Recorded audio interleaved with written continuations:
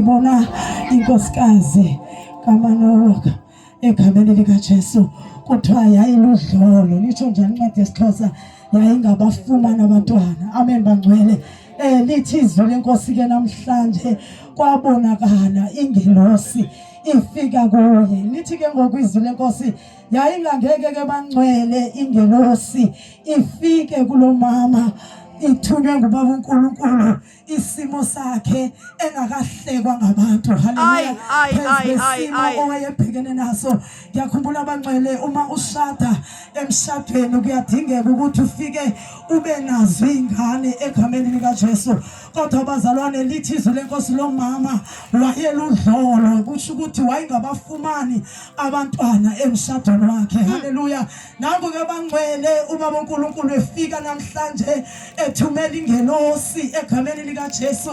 ithi wewe na wesifazane uzokhulelwa haleluya uthi ke uzokhulelwa uzozala umntwana egameni likaJesu waseNazaretha ongasayi kuphinde agundwe ekhanda haleluya alibonga igama lenkosi ndizothi namhlanje bangcwele ezimeni zonke esihlangabezana nazo singomama egameni likaJesu ngikwazi ubudlolo bakho uba uludlolo kweliphikwe iphindawo egameni likaJesu kungenzeka ukuthi ngempela udlolo awubathola abantwana kodwa ngizothi awugijimele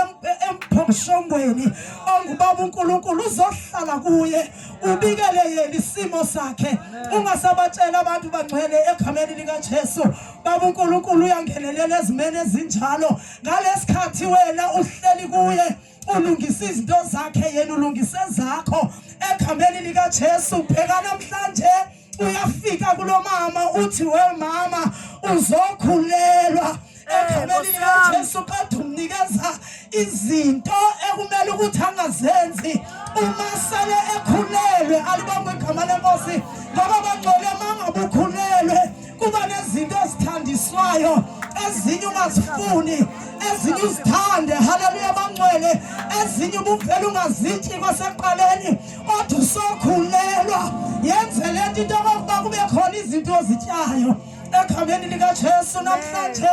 uyayaleza umama egameni elinamandla lithi ke sele uzokhulelwa unjalo kodwa uzuxwaye uzodalayo egameni likaJesu ngoba lo mntwana omkhulelwe akunguye umntwana nje kodwa ngumntwana onamahluko haleluya imangaliso egameni likaJesu waseNazaretha kuthi ngithi namhlanje wemama wemzali wami hlala kule ndawo uNkulunkulu akubeke kuyo hlala ungasanyakaza ungasaphele emuva haleluya hlala ngoba uNkulunkulu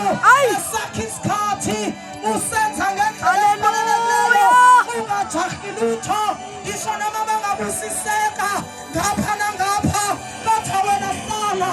esolinda isikhathi sakho ngoba ukhona uNkulunkulu akwazi ukwenzela izinto uma ngabe uhleli kuye namhlanje sangifunda kakhulu thukumisile umama lesinhliziyo yami ngapheka ngathi inkosi yami ngithi mangibuka ukhona engakwazi ukwenza kwasamina ngabona uNkulunkulu emuhle ngoba uNkulunkulu usebenza nomuntu ukuze kuguquke abantu haleluya Jesu ngisathi qhubekani bomama lishumayela izwi likababa uNkulunkulu lifinyelele la kumele lifinyelele khona ukuze sizoguquka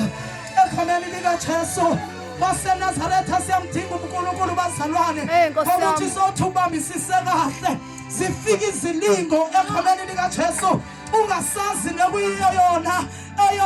ibambile kodwa namhlanje sifundisiwe ngenhlonipho yabazalwane mina ngingumuntu othobekile ndiyazazi bangcwele angingumuntu okhuluma kakhulu haleluya yeyona nto endisebenzelayo mina bangcwele akhathaliseki noma ungasho ini kuma ngiyathula ngithi sengifika endlini ngiyicabange lento beyikhuluma kodwa Nkosi yami ebechaza ukuthini mayisithi kube kungasekho lutho engizolusho haleluya eyona nto endisebenzelayo ukuthula ngizothi asibe nokuthula bangcwele ukuze singalandelwa ingxokozelo ingxokozelo bangcwele ivimba izinto ezininzi ezimpilweni zethu, ngoba masikhuluma njalo kuba soshiwoleni ukhona, ushiwe lokhu Phawule. Hayi bangcwele, ake sibe omama abazoba namaphilifa okufihla amahlazo egabeni likaJesu. Asingakhulumi uthe umama, asingashayi u5 egabeni likaJesu. Hayi ngithandile abangcwele, ngiyabonga ngazi ngathini enhlizweni yami kugcwele amandla, ngigcwele imfundiso engitholile sukela izolo bazalwane. Andazi ndingathini kodwa ngizothi bazalwane sizokhulela, kodwa ekukhulelweni kwethu kumele sixwaye izinto, singahambi noma kukephi, singakhulumi noma yini, haleluya, noma yini, singalaleli bangcwele izinto engezizo. Hayi Jesu, ngoba nala izifundisweni uyabheka ukuthi lemfundiso ethiwa imfundiso ingaba iyona uthatha le kuyiyona. Haleluya bangcwele, ingakumbi bazalwane uthuma wami oqeda ukusuka lana. Haleluya bangcwele, umuntu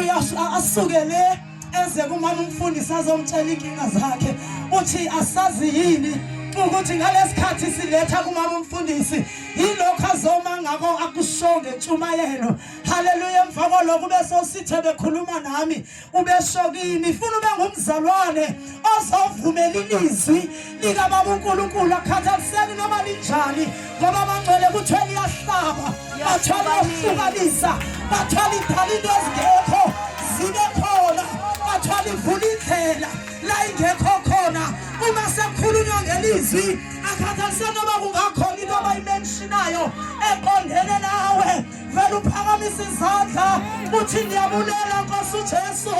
ukuthi nami namhlanje ndizokhululwa, ngoba bangcwele siyadinga ukuhamba endleleni singabakhululekileyo. Haleluya,